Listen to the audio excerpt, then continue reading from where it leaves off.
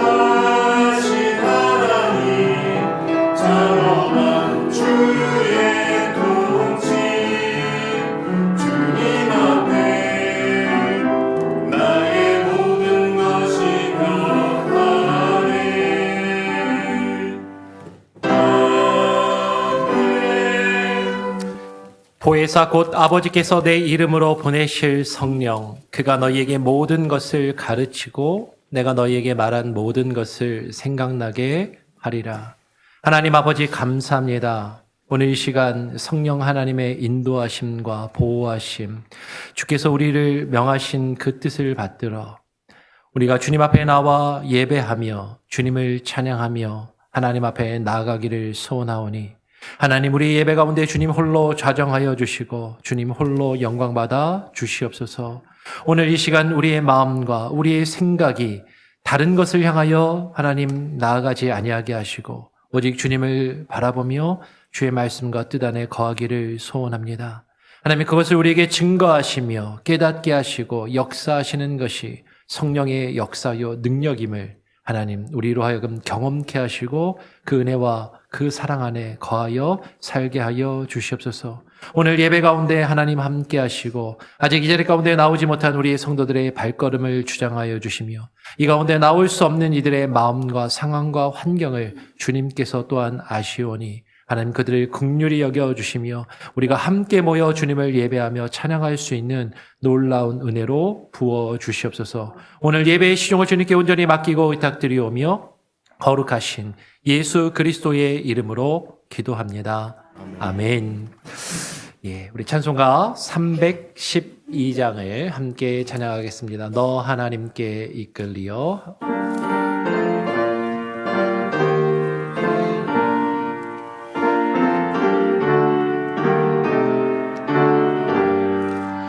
너 하나님께 이끌리어 일평생 주만 바라며 너 어려울 때 힘주시고 언제나 지켜주시리. 주 크신 사랑 믿는 자 그 반석 위에 서리라. 너 설레는 맘 가듬고 희망 중 기다리면서 그 은혜로신 주의 뜻과 사랑에 만족하여라. 우리를 빌러주신 주 마음에서 원하신다. 주 찬양하고 기도하며 내 본분 힘써라 하라. 주 약속하신 모든 은혜 내게서 이루어지리라. 참되고 의지하는 자 주께서 기억하시리.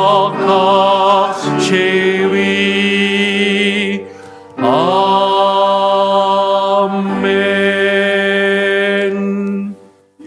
성시교독 36번입니다. 시편 90편을 함께 교독하도록 하겠습니다. 성시교독 36번 10편 90편입니다. 주여, 주는 대대에 우리의 거처가 되셨나이다. 산이 생기기 전 땅과 세계도 주께서 조성하시기 전 곧 영원부터 영원까지 주는 하나님이시니이다.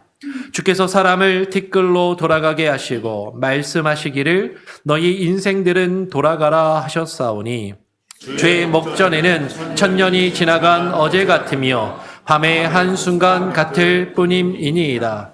주께서 그들을 홍수처럼 쓸어 가시나이다. 그들은 잠깐 자는 것 같으며 아침에 뜯는 풀 같으니이다. 풀은 아침에 꽃이 피어 자라다가 저녁에는 시들어 마르나이다. 우리는 주의 노에 소멸되며 주의 분내심에 놀라나이다.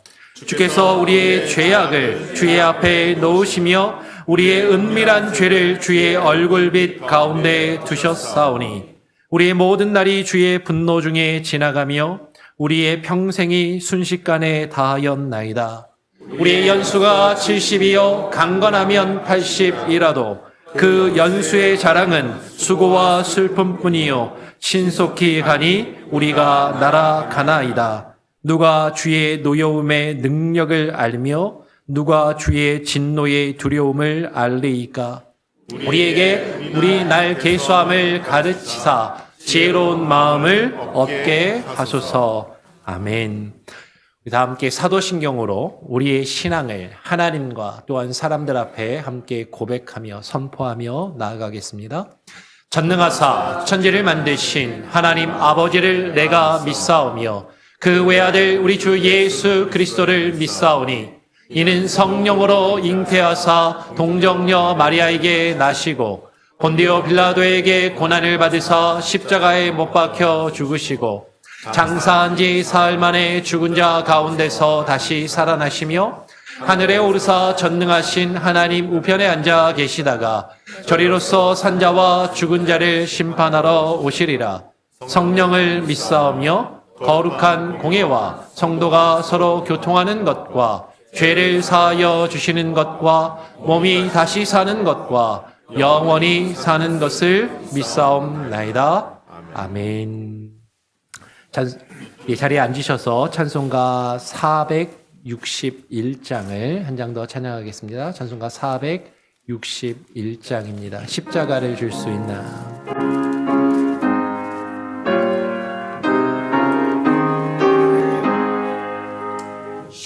십자가를 질 수 있나 주가 물어보실 때 죽기까지 따르오리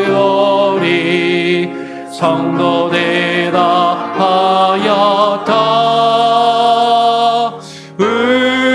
우리의 심령 주의 것이니 주님의 영성 만드소서. 주인도 따라 살아갈 동안 사랑과 충성 늘 바치오리라. 너는 기억하고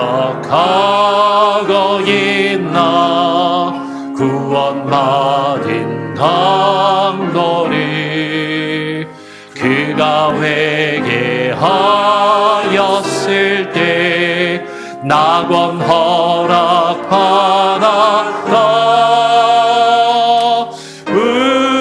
우리의 심령 주의 것이니 주님의 영성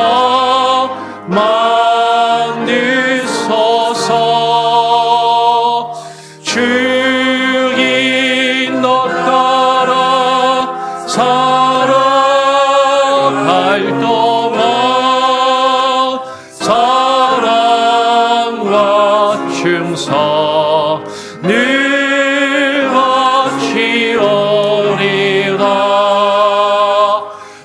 걱정 근심 얻은 그니 너를 들러 덮을 때 주께 내 영 맡기겠나 최후 승리 믿으며 우리의 심령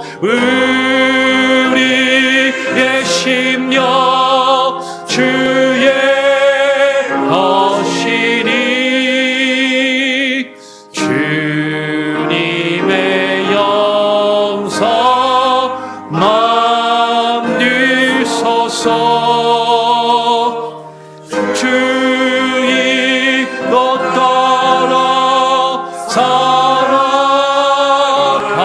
동안 사랑과 충성 늘 바치오리다. 이런 일 다 할 수 있나 주가 물어보실 때 용감한 자 바울처럼 선뜻 대답하리라. 우리의 심령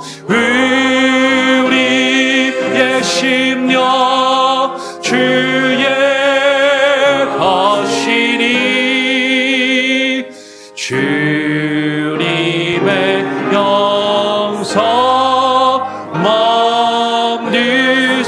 만드소서 주인 것 따라 살아갈 동안 사랑과 충성 늘 바치오리다.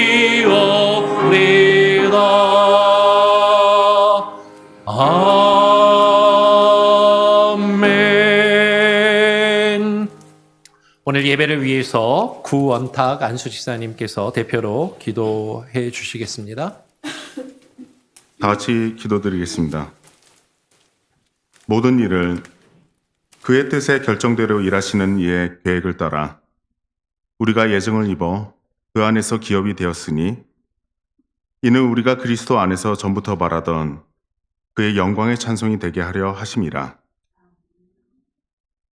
모든 일을 그의 결정대로 일하시는 하나님 아버지, 우리의 삶을 결정하여 주시고 이 시간 예배의 자리로 나오게 하심이 감사합니다. 우리의 몸만 이 자리에 있는 게 아니라 마음을 다해 하나님께 예배하는 시간이 되길 이 시간 머리 숙여 기도합니다. 우리의 자랑과 행위가 아닌 오직 예수 그리스도의 보혈의 공로만을 의지하오니 우리의 예배를 받아주시옵소서. 하나님의 계획에 따라 우리의 삶을 예정하신 하나님 아버지, 날마다 최선을 다함으로 감사하는 삶이 되길 원합니다. 날마다 성실함으로 열매를 맺기를 원합니다. 우리는 우리의 계획대로 되지 않을 때 쉽게 원망하고 불평합니다. 원하는 것을 얻지 못할 때 좌절하고 실망합니다. 이것이 반복되어 하나님의 계획과 하나님의 예정하심을 무시한 채 우리의 생각대로 적당히 세상과 타협할 때가 많습니다. 이와 같은 우리의 연약함을 긍휼히 여겨 주시옵소서. 선하신 하나님의 계획과 예정하심을 믿고 날마다 최선을 다하여 일하는 성실함을 주시옵소서. 모든 결과를 받아들이고 더 나은 열매를 얻기 위해 매일 전진하는 우리가 되게 하여 주시옵소서. 특별히 우리 교회를 향하신 하나님의 뜻이 온전히 이루어지기 원합니다. 내 아버지의 뜻은 아들을 보고 믿는 자마다 영생을 얻는 이것이니 마지막 날에 내가 이를 다시 살리리라 하는 말씀대로 예수 그리스도의 복음을 전하는 일에 집중하여 하나님의 뜻을 이루어드리는 교회가 되길 소망합니다. 교회의 본질을 잃어버리지 않도록 세우신 모든 청지기가 서로 사랑하는 마음으로 교회를 위해 헌신하고 수고할 수 있도록 능력 주시고 힘 주실 줄 믿습니다.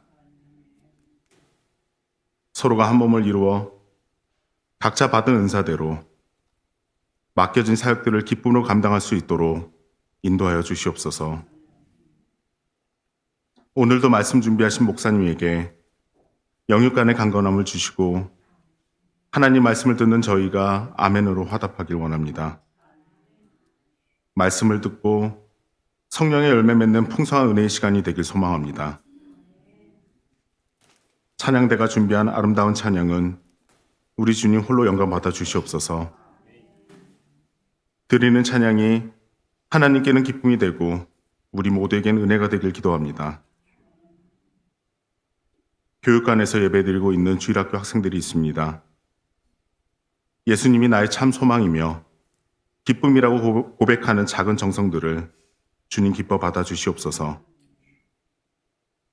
어릴 때부터의 믿음의 씨앗을 잘 심어놔 저들이 장성할 때에는 하나님 나라의 귀한 일꾼으로 열매 맺는 삶을 살 수 있도록 우리 아이들의 영과 육이 건강하기를 원합니다. 또한 저들을 양육하는 전도사님과 교사들에게 귀한 사명을 감당하기에 부족함 없도록 지혜와 능력을 주시옵소서. 성도와의 교제를 위한 식당 봉사, 방송실, 각 기관에서 수고하시는 손길들이 있습니다. 저희는 일일이 알지 못하나 주님께서는 다 아시오니 기억하여 주시고 복 내려 주시옵소서. 하나님 아버지, 지금은 예배 처음 시간입니다. 이 예배를 마칠 때까지 이곳에 있는 우리 모두가 하나님의 임재 안에 거하길 소망합니다. 이 모든 말씀 길과 진리와 생명이신 우리 주 예수님의 이름으로 기도했습니다. 아멘.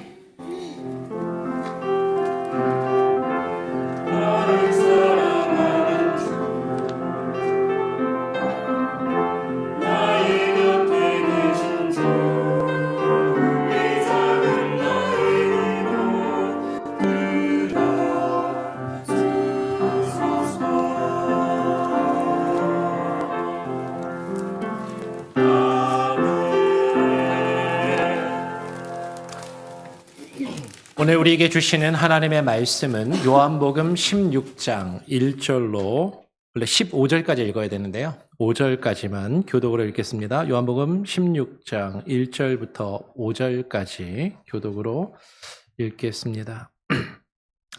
내가 이것을 너희에게 이름은 너희로 실족하지 않게 하려 함이니 사람들이 너희를 출교할 뿐 아니라 때가 이르면 무릇 너희를 죽이는 자가 생각하기를 이것이 하나님을 섬기는 일이라 하리라. 그들이 이런 일을 할 것은 아버지와 나를 알지 못함이라. 오직 너희에게 이 말을 한 것은 너희로 그 때를 당하면 내가 너희에게 말한 이것을 기억나게 하려 함이요. 처음부터 이 말을 하지 아니한 것은 내가 너희와 함께 있었음이라. 5절도 같이 읽겠습니다. 지금 내가 나를 보내신 이에게로 가는데 너희 중에 나더러 어디로 가는지 묻는 자가 없고. 예. 우리 성가대 찬양이 먼저 있겠습니다. 하나님께 영광 올려드리도록 합니다. 성가대 찬양.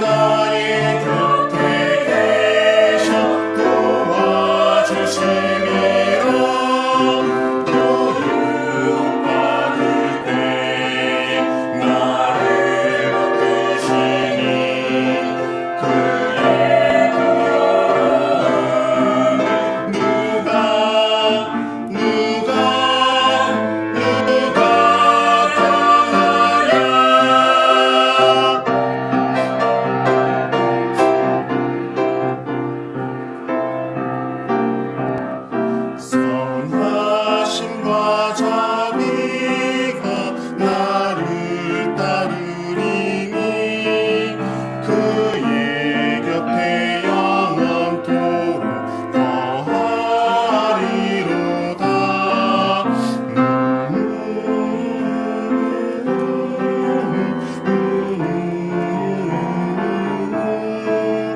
그의 곁에 거하리라. 내가 영원토록.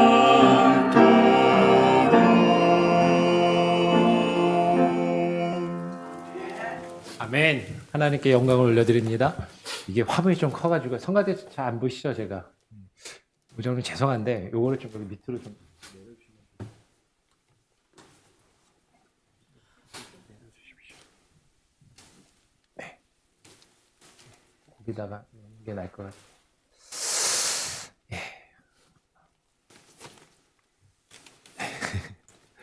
예.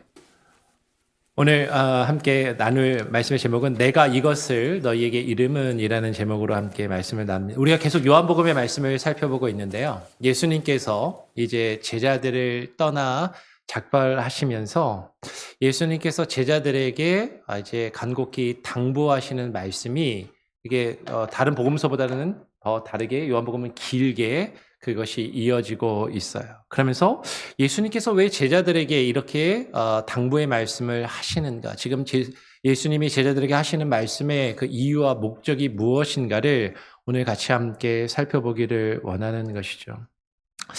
여러분, 자녀들을 키워보신 경험이 있으신 분들은 아마 한 번쯤은 겪어보셨을 일이 있을 겁니다. 자녀들이 이제 어려서 태어나서 부모님을 한 번도 떠나본 적이 없다가 이제 아이가 조금 크면 킨더가든이나 한국에서는 어린이집이나 유치원을 보내게 되죠.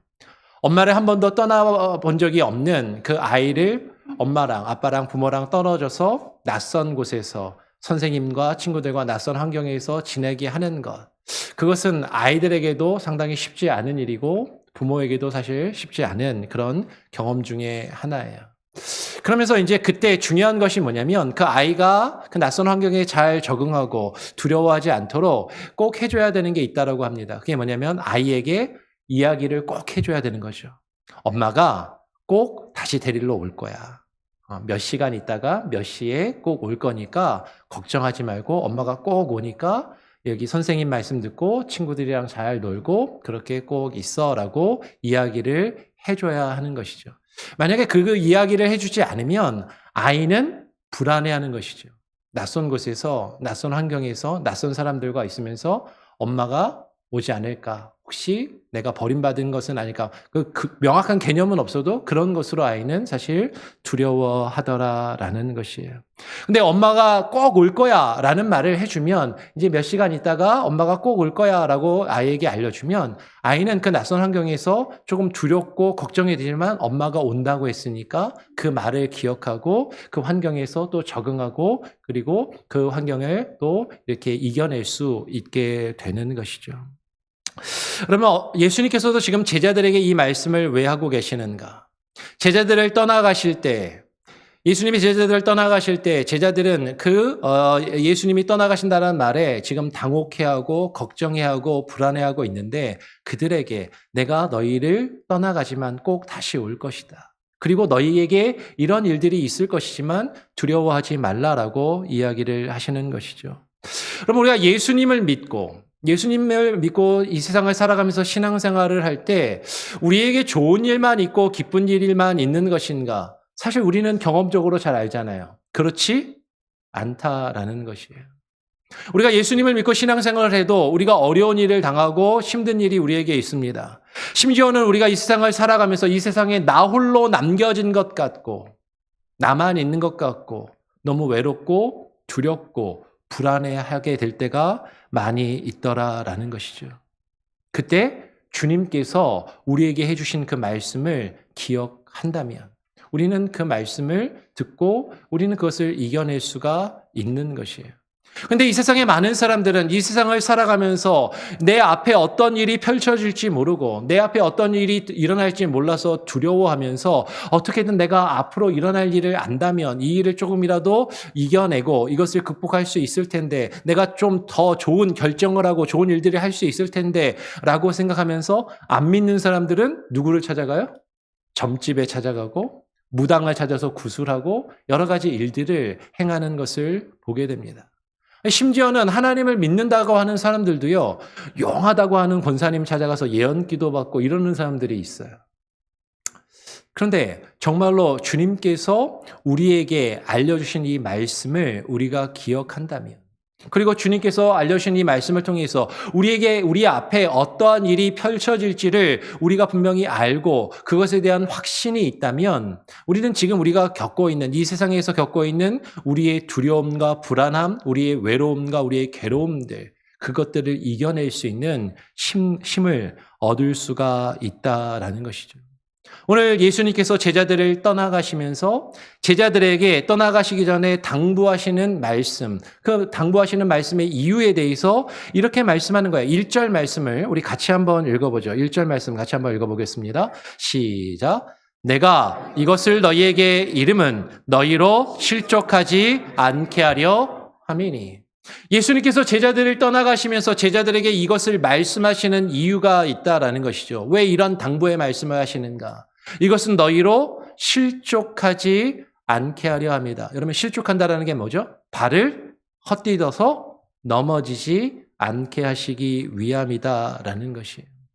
너희가 실수하여서 엉뚱한 데를 밟고 미끄러져서 넘어지지 않도록, 쓰러지지 않도록, 실수하며 절망하며 좌절하지 않도록 하시기 위해서 이 말씀을 주시더라라는 것이에요. 요한복음을 읽다 보면 실족하는 것에 대해서 몇 번 성경에 나옵니다. 요한복음 11장 9절 10절에 보면 어떤 사람이 실족하고 어떤 사람이 실족하지 않는지를 우리에게 이야기해 줘요. 예수님께서 이렇게 말씀하십니다. 예수께서 대답하시되 낮이 12시간이 아니냐. 사람이 낮에 다니면 이 세상에 빛을 봄으로 실족하지 아니하고 밤에 다니면 빛이 그 사람 안에 없는 거로 실족하느니라 라고 말씀하시는 것이죠. 여러분 어떻게 해야 실족하지 않아요? 어떻게 해야 엉뚱한 데를 밟고 헛디뎌서 미끄러지지 않냐면 낮에 다녀야 한다는 거죠. 낮에 빛을 보고 밝은 데에 다니면 우리가 다른 엉뚱한 것을 잘못 밟고 넘어지지 않지만 밤에 다니면 빛이 없을 때 어두움 가운데 다니면 그 빛이 없기 때문에 빛이 없는 거로 엉뚱한 것을 밟고 실족하여 넘어질 수 있다라는 것이에요. 근데 빛이 있다라는 것은 상당히 중요한 것인데 요한복음은 이 빛이 누구라고 말씀하세요? 예수 그리스도라고 말씀하시는 거죠. 예수 그리스도와 주의 말씀이 빛이 되심을 우리에게 증거하는 것이고 예수 그리스도가 우리에게 계시면 우리가 예수 그리스도와 함께 있으면 그 말씀의 빛이 우리를 비추어 주시면 우리는 실족하지 않고 넘어지지 않게 되는 것이죠. 그래서 그 말씀이 우리에게 있고 그 말씀을 우리가 붙들고 의지하며 그 말씀으로 우리의 인생을 비추며 우리가 한 걸음 한 걸음 나아갈 때 우리는 실족하지 않고 넘어지지 않게 된다라는 것이에요. 그러면서 예수님은 말씀하시는 거예요. 너희가 이 세상을 살아갈 때 지금 내가 너희를 떠나가면서 너희에게 여러 가지 일들이 있을 것인데 여러 가지 문제들이 있을 것인데 실족하지 않도록 내가 너희에게 이것을 알려준다면서 너희에게 어떤 일이 벌어질 거냐면 너희가 생각지도 못한 일들이 벌어질 것인데 가장 먼저 이야기하시는 것이 오늘 실족하지 않도록 예수님께서 말씀하시는데 때가 이르면 하나님을 섬긴다고 하는 자가 우리를 죽일 것이라는 그런 우리가 어떻게 보면 이해할 수 없는 말씀을 하십니다. 2절 말씀, 16장 2절에 이렇게 이야기하시는 것이죠. 사람들이 너희를 출교할 뿐 아니라 때가 이르면 물은 너희를 죽이는 자가 생각하기를 이것이 사람을 섬기는 일이라 하리라 라고 이야기를 하세요. 오늘 요한복음의 저자는 요한복음에 보면 예수 그리스도를 믿는 유대인들이, 예수 그리스도를 믿기로 결심한 유대인들이 그 유대교회에서 출교를 당하는 것에 대해서 몇 번에 걸쳐서 이야기를 하고 그것을 강조하더라라는 거예요. 우리가 앞에서 살펴보았지만 요한복음 9장 22절을 보면 예수님께서 한 날때부터 앞을 보지 못한 맹인을 치료해 주셨는데 그 다음에 유대인들이 그 맹인의 부모를 만나서 이게 어떻게 된 일이냐고 물으니까 우리는 잘 모르겠다. 그 아들에게 가서 물어봐라 라고 그렇게 대답을 합니다. 그러면서 9장 22절은 이렇게 설명하는 것이죠. 그 부모가 이렇게 말한 것은 이미 유대인들이 누구든지 예수를 그리스도로 시인하는 자는 어떻게 하기로? 출교하기로 결의하였으므로 그들을 무서워함이로라. 예수 그리스도를 시인하고 예수 그리스도를 믿는 자들을 유대교에서 유대교인들이 출교하기로 내보내기로 결의하여서 그것을 그들이 두려워해서 지금 이렇게 이야기했다라고 이야기해요.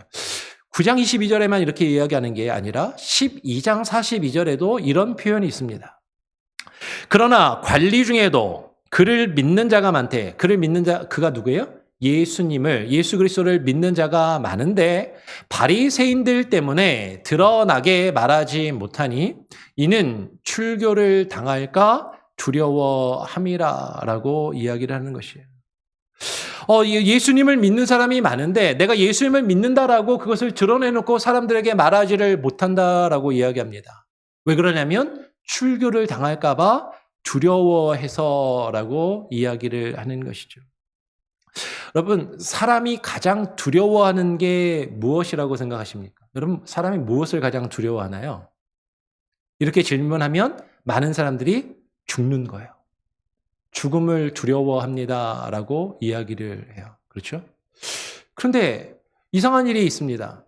사람들이 죽음을 대부분의 사람들은 죽음을 두려워해서 죽음을 죽지 않기 위해서 여러 가지 일들을 하는 거지만 경우에 따라서는요, 어떤 일들이 있냐면 나라를 위해서 조국을 위해서 전쟁터에 나가서 목숨을 버리고 싸우는 사람들이 있어요. 뻔히 나가서 전쟁에 나가면 죽을 거를 알면서도 전쟁터에 나가서 죽음을 맞이하는 사람들이 있는 거죠. 또 우리 주변에는 어떤 사람들이 있냐면 민주화 운동을 하면서 어떤 자신이 가지고 있는 사상과 이념, 어떤 그것을 이루기 위해서 민주화 투쟁을 하면서 분신을 하고 하는 사람들이 있어요. 또 어떤 사람들은요, 이 세상의 삶이 너무 괴롭다고 극단적인 선택을 하며 스스로 목숨을 끊는 사람들도 있더라라는 거예요. 죽는 게 가장 두려운데 그들이 죽으면서까지도 피하고자 했던 것, 죽으면서까지도 지키고자 했던 것이 무엇인가 하는 것이죠. 우리 주변에 보면 죽음을 많은 경우에 두려워하지만 죽음보다도 더 두려워하고 더 중요하게 생각하는, 생명보다도 더 중요하게 생각하는 것들이 있는데 그것이 무엇일까? 어떤 심리학자는 이렇게 이야기했습니다. 이것을 100% 동의할 수 있는 것은 아닐지도 모르지만 어떤 심리학자가 뭐라고 이야기했냐면 사람이 가장 두려워하는 것 중에 하나는 자신이 속해 있는 집단, 공동체 혹은 자신이 추구하는 어떤 절대적인 가치, 그 가치를 추구하는 집단과 공동체의 그 이너 서클에서 제외되고 소외되고 떨어져 나가는 것을 가장 두려워하더라라는 것이에요. 이 말이 선뜻 이해가 안 되실지 모르겠는데 이렇게 생각하시면 될 거예요. 여러분, 한국 사회에 한동안 왕따의 문제가 심각했고 지금도 심각합니다. 그죠? 아이들이 중고등학교를 다니는데 아이들이 학교에서 왕따를 당하니까 친구들 그 집단에서 자기가 소외를 당하고 왕따를 당하니까 그것을 견디지 못하고 스스로 목숨을 끊더라라는 거예요. 그러니까 친구들 그 집단에서 따돌림을 당하고 거기서 멀어지는 게 죽는 것보다도 더 괴롭고 힘들더라라는 것이죠. 즉 사람은 내가 속해 있는 어떤 집단, 내가 추구하는 어떤 가치와 공동체가 가지고 있는 그것에서 내가 멀어지고 소외당하는 것을 사실 극도로 싫어하는 것이죠. 근데 중요한 것은 내가 추구하는 그 공동체, 내가 추구하는 그 가치가 무엇인가가 사람마다 조금 다를 수 있다라는 것이에요. 많은 사람들은 무엇을 추구하면서 살아가냐면 돈과 물질을 추구하면서 살아갑니다. 그래서 그 돈과 물질이라는 기준에서 내가 다른 사람보다 더 가져야 되는데 못 가지고 있다라고 생각할 때, 다른 사람과 나를 비교하며 내가 핵심 집단 안에 많이 가진 사람들 안에 들어가지 못하는 것을 견디지 못하고 괴로워하고 힘들어하는 그런 사람들이 있어요. 그들에게 있어서 돈이 그 중거 집단의 기준이 되는 사람들도 있고, 어떤 사람들은 정치적인 신념이 그 이너서클의 기준이 되는 사람도 있는 것이죠. 우리가 TV를 틀면 많이 나오는 정치인들, 많은 사람들이 그런 것이죠. 자신의 정치적인 신념을 위하여 많은 것들을 포기하고 많은 것들을 이제 이야기하는 그 중거 집단에서, 그 정치적인 집단에서 자신이 소외당할까봐 많은 사람들이 A라고 이야기할 때 자신은 A라고 이야기하지 않고 B라고 이야기하는 것이에요. 오늘 요새 지금 한국에서 아주 이상한 일이 벌어지고 있지 않습니까? 모두가 A라고 듣고 있는데 자기는 B라고 들린다라고 이야기하고, 분명히 B가 아닌 것 같은데 A라고 이야기하는 그런 일들이 있어요. 왜 그래요? 그 자신이 추구하는 정치적인 그 집단 안에서 자신이 소외당하고 자신이 멀어지고 소위 말하는 국회의원의 공천을 받지 못할까 봐 그런 일들을 행하는 일들이 있더라라는 것이죠.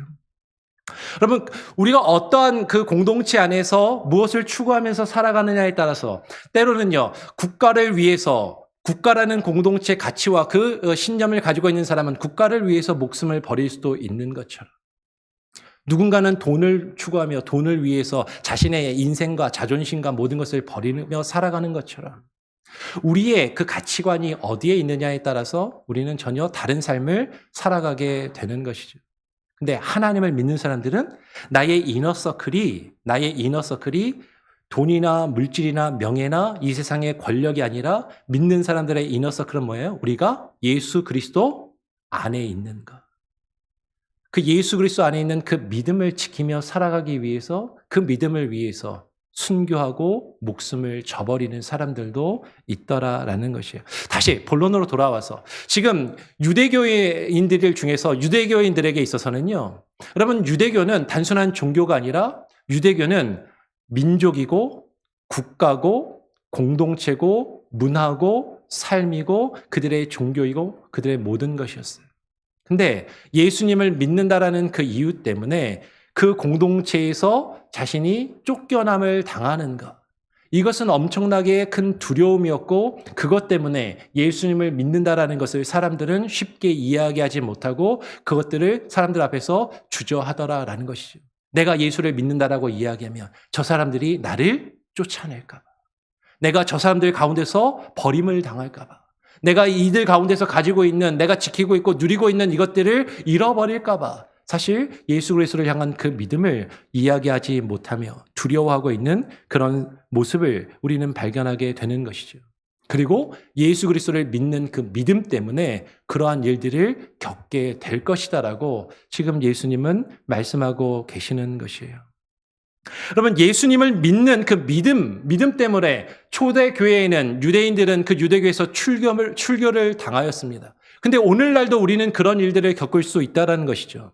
예수 그리스도를 믿는다라는 그 이유 때문에 우리가 속해 있던 공동체나 내가 가까이 지내던 사람들로부터 우리는 멀어지고 때로는 버림을 당하는 일들을 경험하게 되더라라는 거예요. 여러분, 처음 신앙생활 할 때를 한번 떠올려 보시길 바랍니다.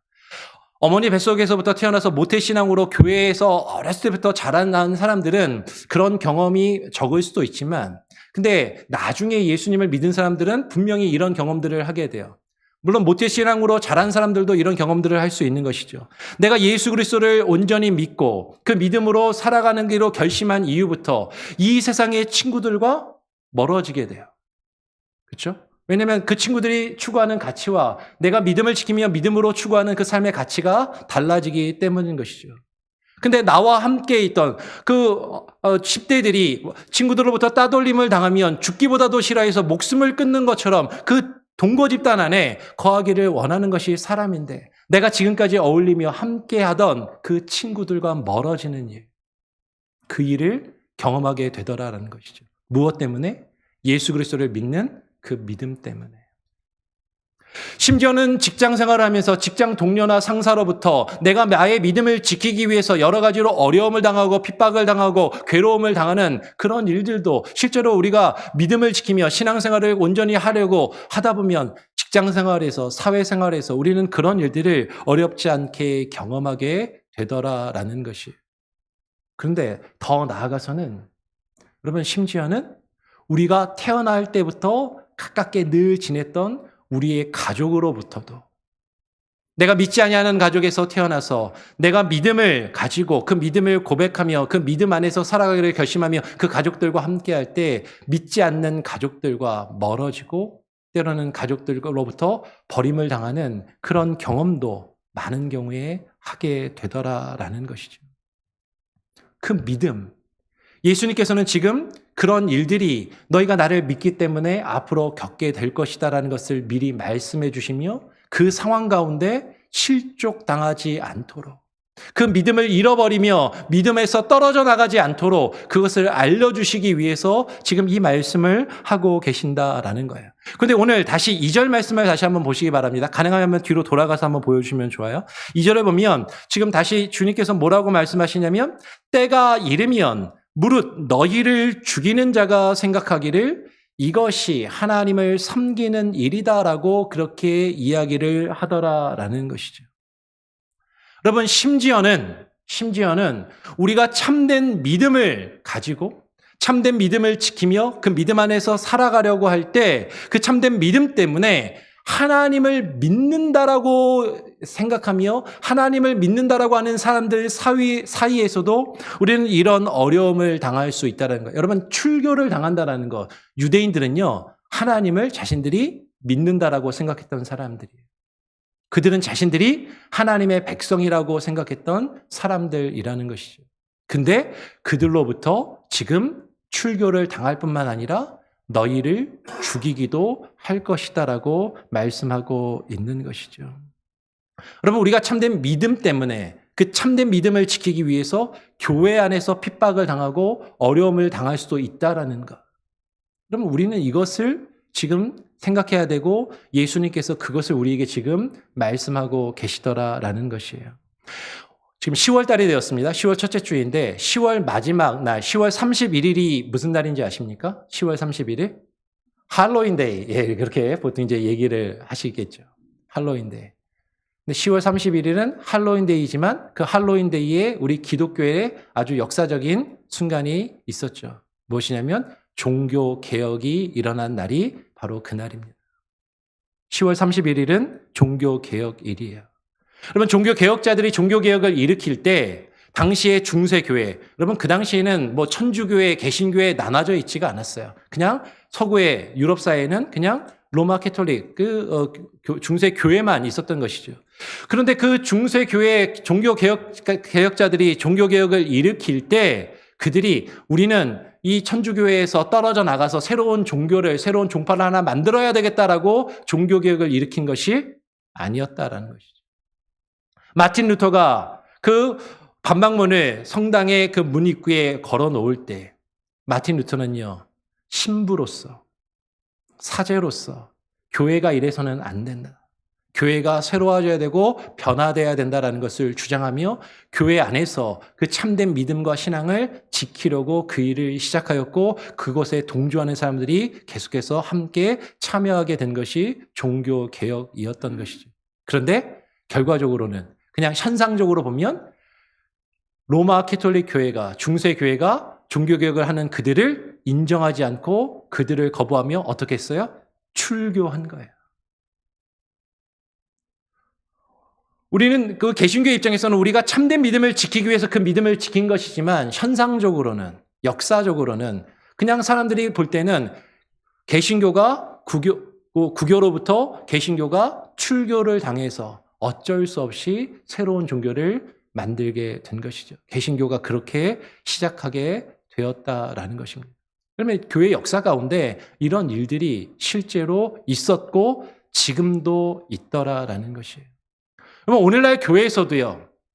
우리가 함께 모여서 신앙생활을 하면서 참된 믿음의 가치를 지키기 위해서 신앙생활을 할 때 교회 안에서 우리가 어려움을 당할 때가 있어요.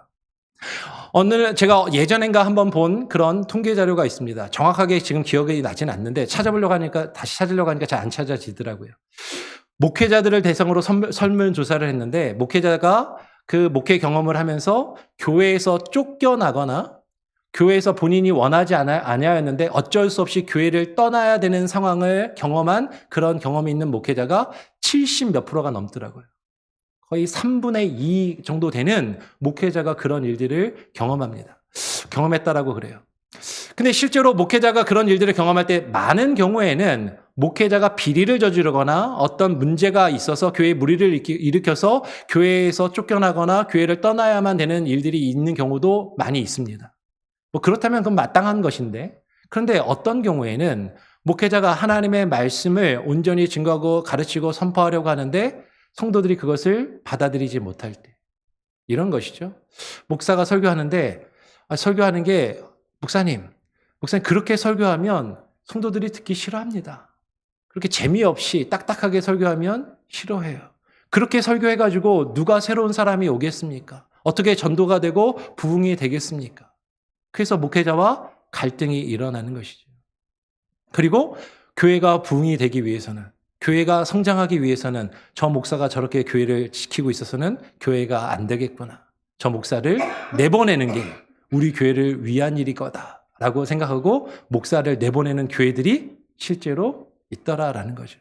목사도 그렇게 내보내는데 일반 성도들 사이에서는 어떻게 했느냐라는 것이에요. 그런데 그렇게 하는 그들을 가리켜서 오늘 본문 3절로 돌아와서 3절 말씀해 보니까 예수님께서 이렇게 말씀하시는 거예요.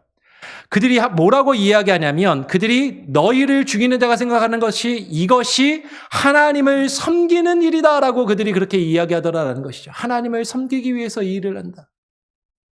이것이 하나님을 섬기는 일이다.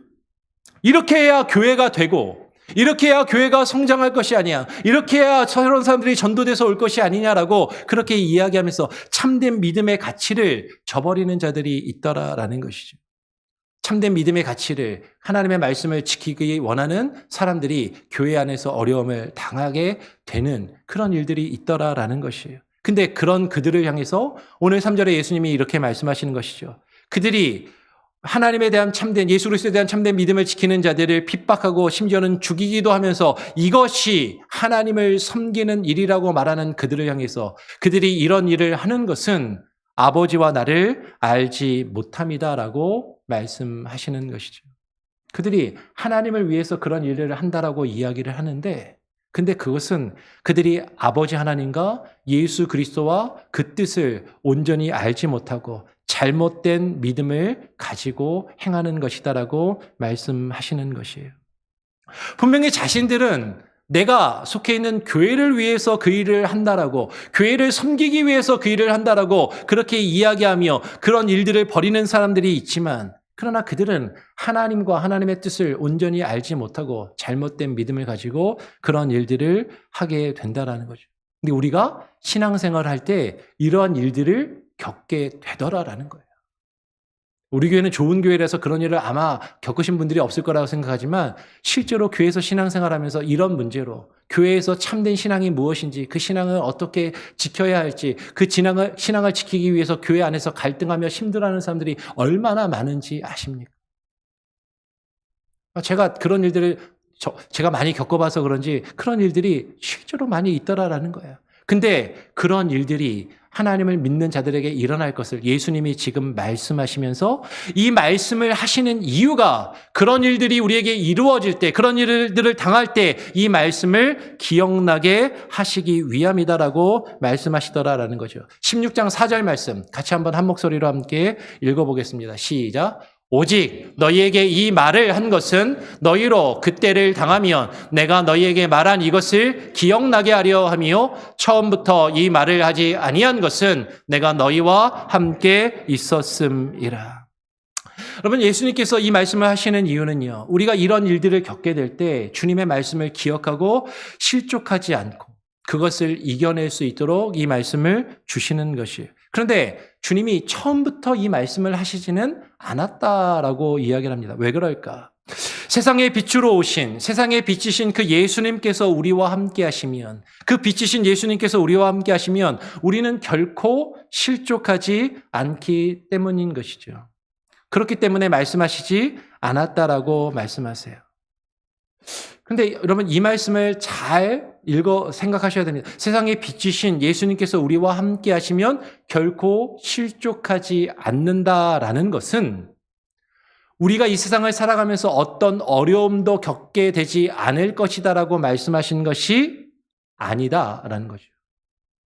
우리가 이 세상을 살아가면서 분명히 여러 가지 어려움과 문제들을 당할 것이지만 그 문제들 가운데, 그 어려움 가운데서 실족하지 않도록 하시기 위함이다라는 것이죠.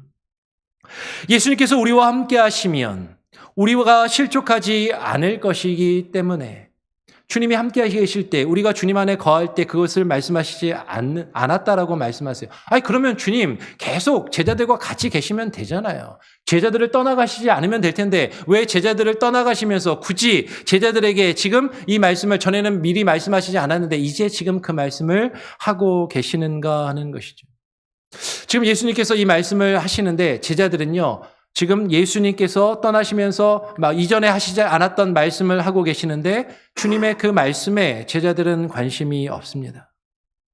지금 예수님께서 제자들을 떠나신다라고 말씀하고 계시는데 제자들은요, 예수님이 어디로 가시는지, 왜 가시는지에는 관심이 없고, 야, 우리를 떠나가신다고? 그럼 어떻게? 그냥 걱정만 하고 있는 거예요. 오늘 16장 5절 6절에 보니까 이렇게 이야기합니다. 지금 내가 나를 보내신 이에게로 가는데 너희 중에서 나더러 어디로 가는 자가 묻는 자가 없고 라고 말씀하세요. 아니 제자들은 왜 예수님께서 지금 어디로 가시는지 왜 묻지를 않을까? 그것은 제자들이 예수님이 지금 이 말씀을 하시는 그 이유에 그 목적에 관심이 있는 것이 아니라 다른 것에 관심이 있기 때문인 것이죠. 오늘 6절에 이렇게 이야기합니다. 도리어 내가 이 말을 함으로 너희 마음에 근심이 가득하였도다. 제자들의 마음에 왜 근심이 가득합니까? 제자들이 예수님의 말씀을 못 알아듣는 게 아니에요. 지금 예수님이 떠나가신다라고 이야기하니까 떠나가신다라는 건 알아들어요. 그런데 예수님께서 어디로 가시는지, 왜 떠나가셔야 되는지 그 이유와 목적에는 관심이 없고 예수님이 떠나가시면 지금까지 우리를 지키시고 보호하시던 주님이 없는데 어떡하지? 그냥 그것만 걱정이 되고 두려운 것이죠. 여러분, 예수님께서 우리를 위해서 십자가에 죽으시고 부활하셨는데 우리를 위해 죽으시고 부활하신 그 주님께서 어디로 가시는지, 무엇을 위해서 가시는지 우리가 그것을 온전히 알지 못하면요, 우리는 실족할 수 있다라는 것이에요. 주님이 우리를 위해서 무엇을 하시는지, 무엇을 위해 가시는지 우리가 그 이유와 목적을 안다면, 그리고 주님이 우리에게 하신 그 말씀의 의미를 우리가 분명히 깨달아 안다면 우리는 우리에게 주어진 그 어려움과 상황 가운데 실족하지 않고 그것을 이겨낼 수 있다라는 것이죠.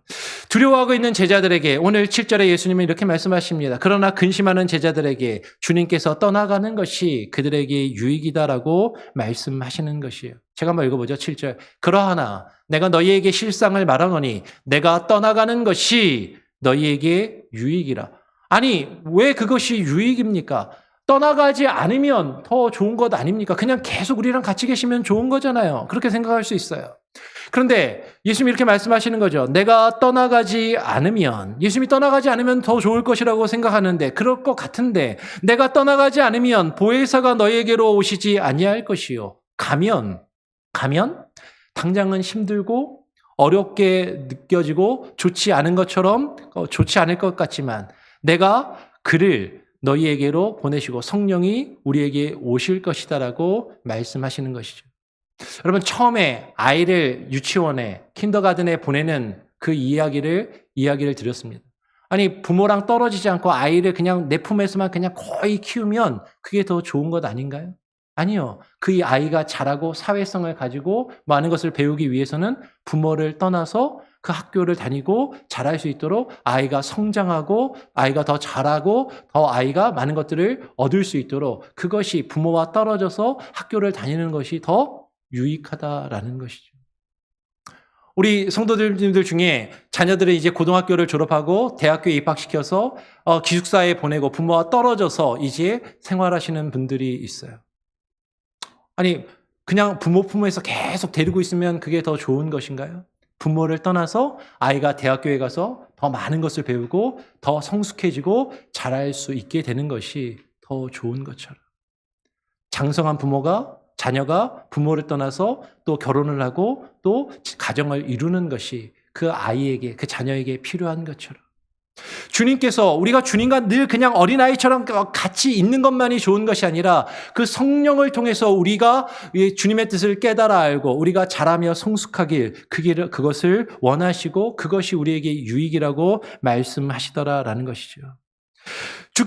주님은 어째서 자신이 떠나고 보혜사 성령이 우리에게 오시는 것이 제자들에게 유익이라고 말씀하고 계십니까? 14장 26절 말씀 같이 한번 한 목소리로 함께 한번 읽어보겠습니다. 시작. 보혜사 곧 아버지께서 내 이름으로 보내실 성령 그가 너희에게 모든 것을 가르치고 내가 너희에게 말한 모든 것을 생각나게 하리라. 여러분, 성령이 오시면 우리에게 무슨 유익이 있냐면 주님의 말씀을 우리가 듣기는 들어도 깨닫지 못하던 것들을 주님께서 우리에게 깨달아 알게 하시고 그 말씀 안에서 우리가 거하며 그 말씀을 이루어갈 수 있도록 하시기에, 그 말씀을 우리가 온전히 깨달을 수 있는 그런 기회를 우리에게 주시기에 그것이 더 유익하다라고 말씀하고 계시는 것이에요. 그러면 그 성령이 오셔서 우리에게 무엇을 깨닫게 하시는가 하는 것이에요. 오늘 이어서 본문 8절 말씀해 보니까 이렇게 이야기합니다. 그가 와서 죄에 대하여, 의에 대하여, 심판에 대하여 세상을 책망하시리라라고 말씀하시는 것이죠. 성령이 우리에게 오시면 무엇이 죄인지, 무엇이 의인지, 무엇이 심판인지 그것에 대하여 우리에게 세상을 책망하시리라. 책망한다라는 것은 세상을 향해서 그것을 논박하시고 그것을 증거하시고 우리로 하여금 깨달아 알게 하신다라는 것이에요. 첫 번째, 성령이 우리에게 오시면 무엇이 죄인지를 분명히 우리에게 알게 하십니다. 오늘 9절 말씀에 죄에 대하여라 함은 그들이 나를 믿지 아니하며라고 말씀하는 것이에요. 여러분, 죄가 무엇이냐면 죄가 뭐라고요? 예수 그리스도를 믿지 아니하는 것.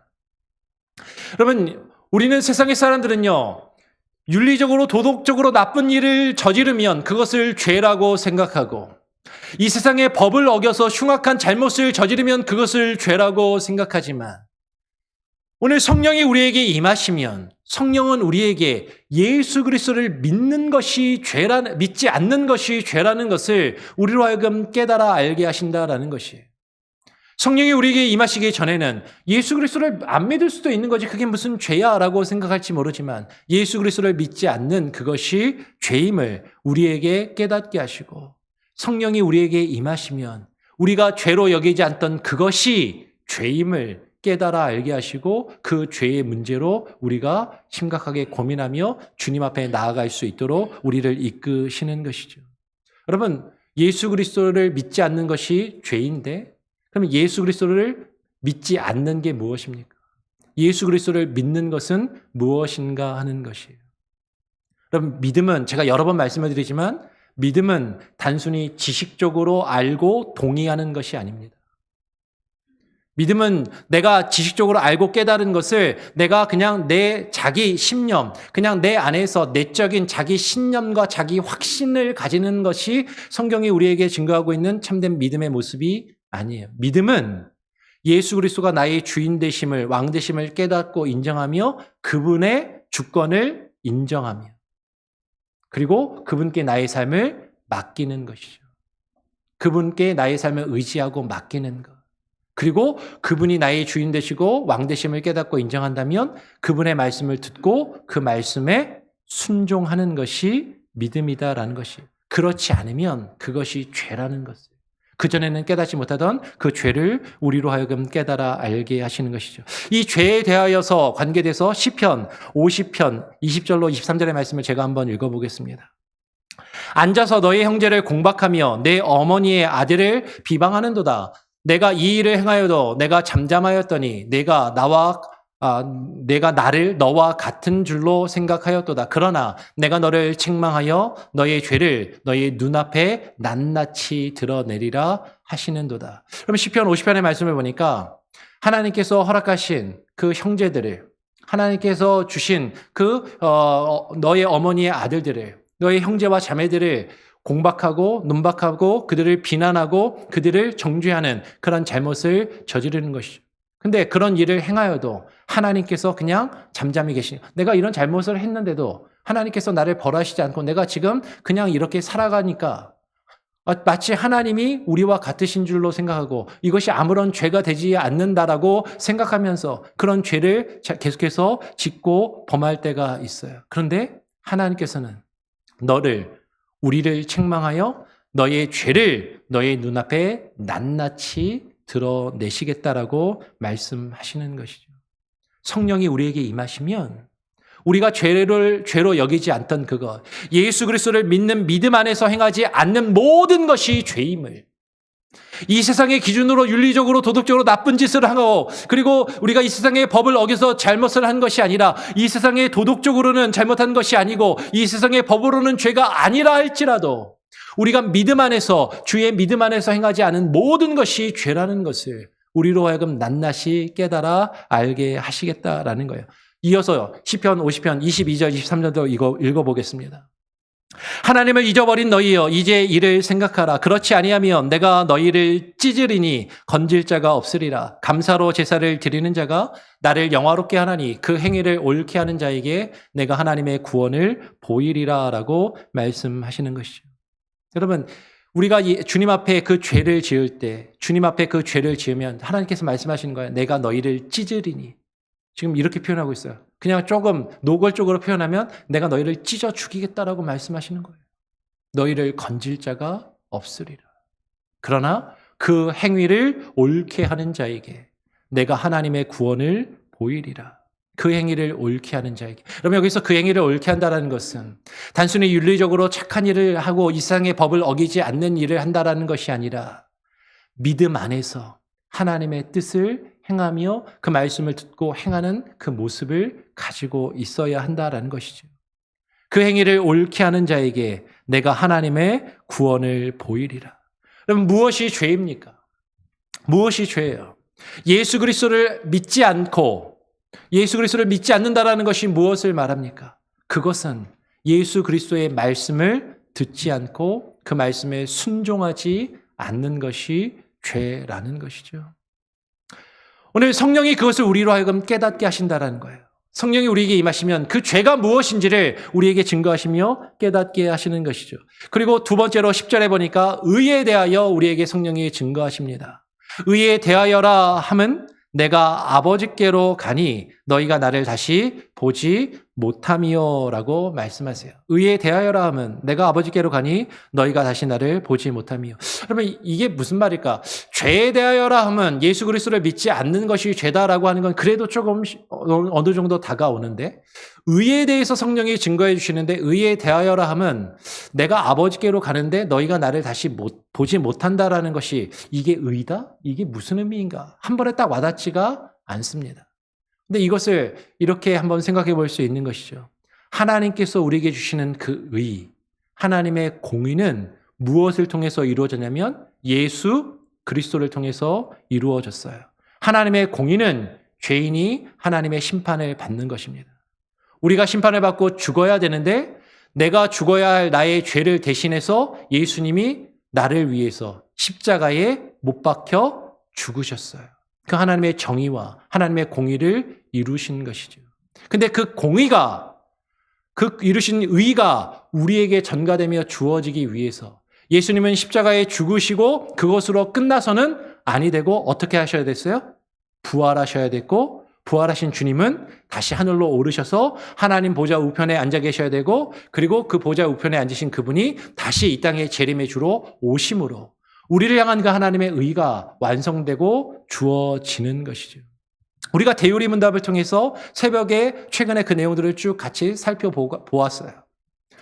주님, 하나님께서 우리에게 이루시는 그 의를 위하여 주님께서 우리를 위하여 십자가에 죽으시고 부활하셨을 뿐만 아니라 부활하신 주님이 그 제자들과 계속 같이 있는 것이 아니라 그 구원의 역사와 그 의를 온전히 이루시기 위하여 제자들을 떠나가시고 아버지께로 가셔서 하나님 보좌 우편에 앉아 계시다가 마지막 날에 다시 재림의 주로 오시는 그 일들을 통하여, 그 사역을 통하여 우리에게 그 의가 주어짐을 성령이 우리에게 오셔서 증거하시고 그것을 깨달아 알게 하시더라라는 것이죠. 세 번째로 심판에 대하여라 하면 이 세상의 임금이 심판을 받았음이라라고 증거합니다. 여러분, 이 세상의 임금은 누구를 이야기합니까? 세상의 임금은 이 세상의 통치자와 권력자일 수도 있고 세상의 권세를 잡은 보이지 않는 영적인 세력, 사단일 수도 있어요. 성령은 그들의 죄를 책망하시고 그리고 그들의 죄에 합당한 심판을 선언하시며 그 죄를 확증하신다라는 것을 오늘 우리에게 증거하시며 깨달아 알게 하신다라는 것이죠.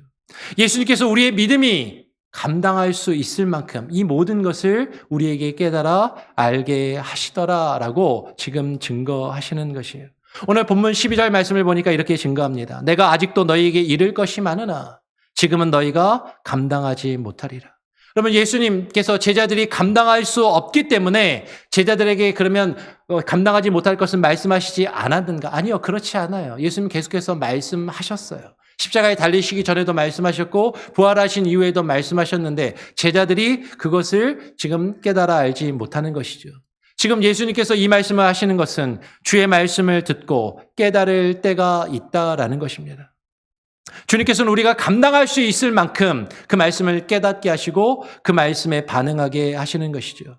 근데 그것을 우리로 깨달아 알게 하시는 것은 진리의 성령이 우리에게 오시면 주께서 들은 것을 우리에게 말씀하시며 그 모든 진리 가운데로 우리를 인도하실 것을 지금 말씀하고 계시더라라는 것이에요. 요한복음 16장 13절 말씀은 우리에게 이렇게 증거합니다. 그러나 진리의 성령이 오시면 그가 너희를 모든 진리 가운데로 인도하시리니 그가 스스로 말하지 않고 오직 들은 것을 말하며 장래의 일을 너희에게 알리시리라.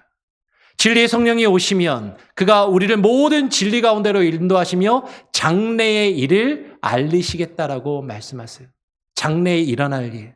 이 장래의 일에 대해서 요한 1서 3장 2절도 이렇게 증거합니다. 사랑하는 자들아, 우리가 지금은 하나님의 자녀라 장래에 어떻게 될지를 아직 나타나지 아니하였으나 그가 나타나시면 우리가 그와 같을 줄을 아는 것은 그의 참 모습 그대로 볼 것이기 때문이라.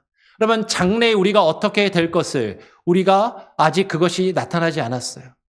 우리는 장래 때문에 우리 앞에 어떤 일들이 펼쳐질지를 두려워하며 걱정합니다. 그런데 그 장래의 일을 성령이 우리에게 알리실 것이다라는 것이죠. 그가 나타나시면 우리가 그와 같을 줄을 아는 것은 요한일서 3장 1절 그 앞에 내용을 보면 그와 같다라는 것은 아버지께서 어떠한 사랑으로 우리에게 베푸신 줄을 깨달아 알게 된다라는 거예요. 여러분, 장래의 일을 우리는 앞으로 일어날 일을 걱정하고 두려워하잖아요. 근데 오늘 말씀하시는 것이죠. 성령이 우리에게 오시면 우리에게 장래의 일이 무엇인지 깨달아 알게 하시는데 그 장래의 일은요. 우리에게 어려운 일이 있을 수 있고 힘든 일이 있을 수 있지만 그 어렵고 힘든 상황 가운데서 하나님이 우리를 사랑하셔서 우리를 지키시고 우리를 보호할 것이다라는 것을 성령이 우리에게 깨달아 알게 하시고 그것을 증거하신다라는 거예요. 여러분, 그 부흥회 때 강사 목사님이 지나가듯이 한번 하신 말씀인데 기억이 나시나요? 어떤 이들이 장래의 일을 걱정하고 염려되어서 점치러 많이 가는데 본인한테 오라고. 본인이 장래의 일을 웬만한 점쟁이보다 더 잘 말할 수 있을 것이다. 여러분, 성령이 우리에게 증거하시는 그 장래의 일, 그 장래의 일은요, 분명한 것이에요. 우리가 당장 내 눈앞에 내일 무슨 일이 펼쳐질지 그것 자체를 맞추는 것이 아니라 우리가 왜 장래를 두려워합니까? 성령이 우리에게 증거하시는 그 장래는 우리에게 어떤 고난과 역경과 어려움이 닥칠지라도 하나님이 우리를 사랑하셔서 우리를 지키시고 보호하시며 우리를 선한 길로 이끄실 것이라는 그것을 우리에게 증거하시며 깨달아 알게 하시기 때문이다라는 것이죠. 그것을 우리에게 증거하시기에 우리는 장래의 일을 두려워할 필요가 없다라는 것이에요. 시간이 많이 가서 조금 생략하고 맨 뒤에 우리 맨 마지막에 14장 26절의 말씀을 같이 한번 읽고 말씀을 정리하겠습니다. 같이 한번 14장 26절 말씀 같이 한 목소리로 함께 읽어보죠. 시작. 보혜사 곧 아버지께서 내 이름으로 보내실 성령 그가 너희에게 모든 것을 가르치고 내가 너희에게 말한 모든 것을 생각나게 하시리라. 여러분 이 내용을 기억하십시오. 예수님께서 지금 제자들을 떠나가시면서 우리에게 주신 이 말씀 이것을 생각나게 하시고 그 말씀을 가지고 우리가 우리의 삶에 펼쳐지는 그 어려움과 문제들을 이겨내며 실족하지 않도록 하시기 위해서 이 말씀을 주셨다라는 것이에요.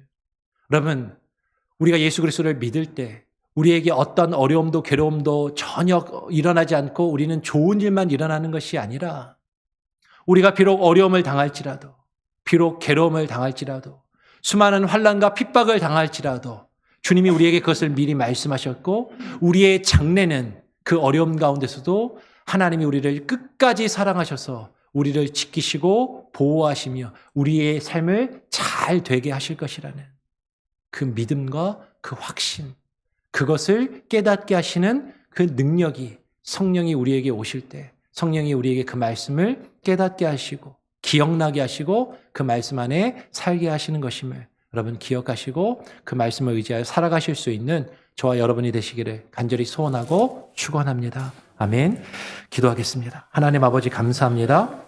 오늘 이 시간에 우리가 주님 앞에 나와 예배할 때 우리 예배를 받으시고 하나님 주의 말씀을 듣게 하시니 감사합니다.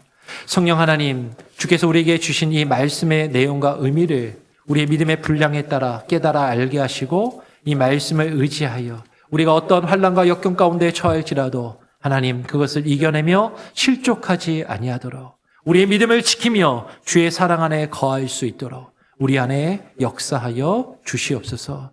감사 찬양 영광 오직 주님께 올려드리오며 예수 그리스도의 이름으로 기도합니다.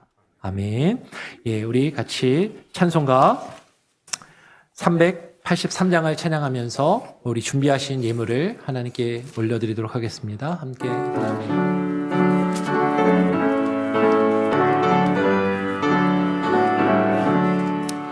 눈을 들어 산을 보니 도움 어디서 오나 전지지을 주 하나님 나를 도와주시네.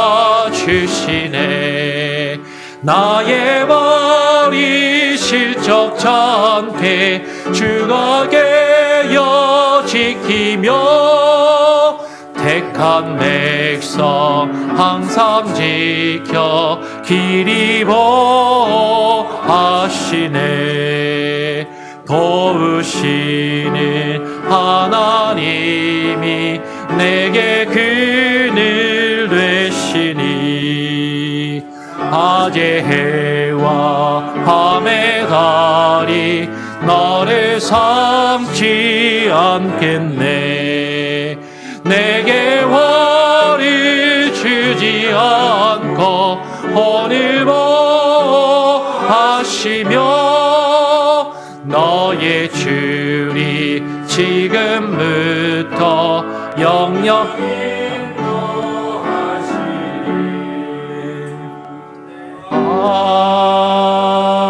아멘. 드려진 예물을 위해서 제가 한번 기도합니다. 하나님 아버지 감사합니다. 오늘 이 시간 주님 앞에 나와 예배하며 귀한 예물을 드리오니 주님 기뻐 받아주시오며 하나님의 선하신 뜻대로 사용하여 주시옵소서. 우리의 인생과 우리의 삶을 주님 주관하시며 하나님의 은혜의 장중에 거할 수 있도록 우리의 인생의 기준이 하나님의 우리의 인생의 그 준거가 하나님 이 세상의 가치관에 있는 것이 아니라 믿음 안에 예수 그리스도 안에 거하기 위하여 하나님 우리의 삶의 모든 것과 하나님 바꿀지라도 주님을 향한 그 믿음과 사랑을 내어버리지 않는 우리의 믿음이 되게 하여 주시옵소서. 그 믿음으로 주님 앞에 하나님 정성껏 믿음의 고백으로 드린 이 예물을 주님 기뻐 받으시고 우리의 삶을 책임지시며 하나님 인도하시고 늘 선한 길로 인도하시는 놀라운 역사가 오늘 예배를 드리며 예물을 드리는 모든 성도들의 삶과 가정 가운데 자녀들에게 임하게 하여 주시옵소서. 감사하며 예수 그리스도의 이름으로 기도합니다. 아멘. 예, 광고 말씀을 드리겠습니다. 주보를 참고하시길 바라고요. 오늘 교회에 등록하신 분이 있어요. 일부 예배에 참석하셨는데 여러분 뭐 다 아시는 분입니다. 우리 문홍자 권사님, 우리 사위분이 되시는 박성훈 형제가 지금 원래 유타주에 있다가 이쪽으로 옮겨왔어요. 그러면서 우리 교회에 지금 몇 주째 이제 출석을 했는데 등록을 하고 이제 우리 교회에서 열심히 신앙생활하기로 또 이렇게 정하였습니다. 이 자리는 없지만 또 이제 예배 끝나고 보시면 또 환영해 주시고 또 잘 맞아 주시고 그렇게 해 주시면 좋겠습니다. 교회 소식을 전해드립니다. 주보로 참고하시고 111 운동에 계속 힘써주시고 오늘 예배 이후에 구역 인도자 성경 공부 모임이 있습니다. 그리고 다음 주에는 교사 모임이 있고요. 세례 유아 세례 교육이 3주간 있게 될 겁니다. 시청자하고 상의해서 3번의 교육을 실시합니다. 여러분 기도해 주시고 준비해 주시고 5번 광고를 잘 들으시길 바라요. 지금 부흥회 때 저희가 예배 교회 로비에 헌금함을 갖다 냈는데 부흥회 때 헌금 시간을 따로 걷지 않고 저 안에다가 이제 헌금을 드렸었는데 이제 좀 헷갈리시는 분들이 있고 또 이제 저 헌금함을 우리가 장만을 마련을 하면서 앞으로는 교회의 헌금 시간을 예배 시간에 헌금 바구니를 돌리지는 않겠습니다. 그래서 예배 오시게 되면 예배 들어오시면서 준비하신 헌금을 저 뒤에 준비되어 있는 헌금함에다가 예배 시작 전에 넣어 주시면 이제 헌금 봉사위원이 이 봉헌 시간에 설교 끝나고 봉헌 시간에 그 안에 있는 헌금을 이렇게 꺼내어서 앞으로 봉헌하는 것만 그렇게 하도록 하겠습니다. 근데 이제 안 하던 걸 갑자기 하니까 좀 헛갈리시고 오늘 또 안 오신 분들은 헷갈릴 수도 있으니까 오늘이 10월 둘째 주에 있는데 앞으로 한 2주간은 그걸 병행해서 하고 11월부터는 이제 아예 예배 시간에 헌금은 따로 하지 않도록 그렇게 할게요. 그래서 그렇게 헌금을 하기 원하시는 분들은 다음 주부터는 혹시 미리 못 넣으신 분은 헌금위원회에 이렇게 표를 해주시면 와서 헌금 바구니 이렇게 받아주시고 11월부터는 예배 시간에 따로 헌금을 이렇게 헌금 바구니에 넣는 시간은 갖지 않고 뒤에 헌금함에 넣으신 것들을 봉헌하는 기도를. 그래서 헌금위원들은 헌금함을 그대로 꺼내오셔서 이 헌금한 채 이렇게 앞으로 가져다 주시면 이렇게 봉헌을 할 수 있도록 그렇게 하겠습니다. 추계 신방 광고가 있습니다. 대신방으로 모든 성도들에게 하지는 않고요. 새가족 및 신방을 아직 받지 않으신 분들이 있어요. 몇 가정. 신방을 받지 않으신 분들 신청해 주시고 신방을 이전에 받았을지라도 희망하시는 분들은 신청을 하시면 가의 신방을 할 수 있도록 그렇게 하겠습니다. 한국에 방문 중이신 분들을 위해서 기도해 주시고 저는 내일 우리 노회 위에 대회가 있다고 말씀드렸죠. 리빙 워러스 생수 대회 한인교회 협의회 임원회 모임이 있어서 참석하기 위해서 헌츠빌에 내일 하루 동안 갔다 오게 됩니다. 그래서 그렇게 아시고요. 좀 고민을 했는데 또 건의하신 분도 있고 그래서 화요일 새벽 예배는 제가 월요일에 거기 갔다 오기 때문에 화요일 새벽 예배는 개인적으로 오셔서 예배 인도를 제가 하지 않고 개인적으로 기도하시는 걸로 그렇게 하는 것으로 그렇게 하겠습니다. 기억해 주시고 화요일에 새벽 예배가 온라인 방송도 따로 없고 개인적으로 오셔서 기도하시는 시간으로 갖는다라고 이해를 해 주시면 좋겠습니다. 다른 혹시 광고 내용이 있으십니까? 없으시면 다 같이 일어나셔서 우리 같이 함께 마지막 찬양 우리에겐 소원이 하나 있네 찬양하고 축도함으로 예배를 마치겠습니다.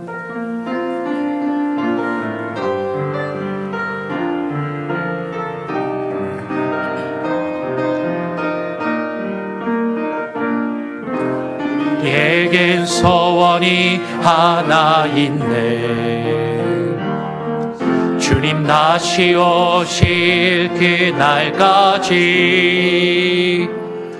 우리 가슴에 새긴 주의 십자가 사랑 나의 교회를 사랑케 하네 주의 교회를 향한 우리 마음 희생과 포기와 가난과 고난 하물며 죽음조차 우릴 막을 수 없네. 우리 교회는 이 땅의 희망, 교회를 교회되게, 예배를 예배되게 우릴 사용하소서. 진정한 부흥의 날 오늘 임하도록 우릴 사용하소서. 성령 안에 예배하리라, 성령 안에 예배하리라. 자유의 마음으로 사랑으로 사역하리라. 교회는 생명이니 교회를 교회되게, 예배를 예배되게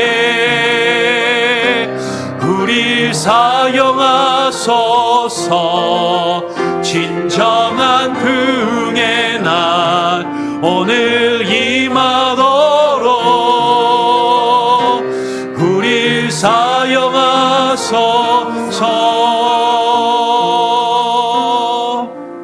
이제는 우리 구주 예수 그리스도의 무한하신 은혜와 아버지 하나님의 크신 사랑과 성령님의 역사 교통하심이 오늘 주께서 우리에게 허락하신 그 말씀을 성령의 깨닫게 하심과 가르치심을 따라 기억하며 그 말씀 안에 거하며 우리의 삶 가운데 어떤 환난과 역경이 있을지라도 실족지 아니하고 주의 말씀을 붙들고 그 믿음 안에 살아가기를 소원하며 결심하는 오늘 이 자리 가운데 나와 예배하는 우리 장로교의 모든 권속들과 예배자들의 삶 가운데, 오늘 이 시간에 온라인으로 예배하며 이후에 예배드릴 모든 이들의 삶 가운데 이제로부터 영원토록 함께 계실지어다.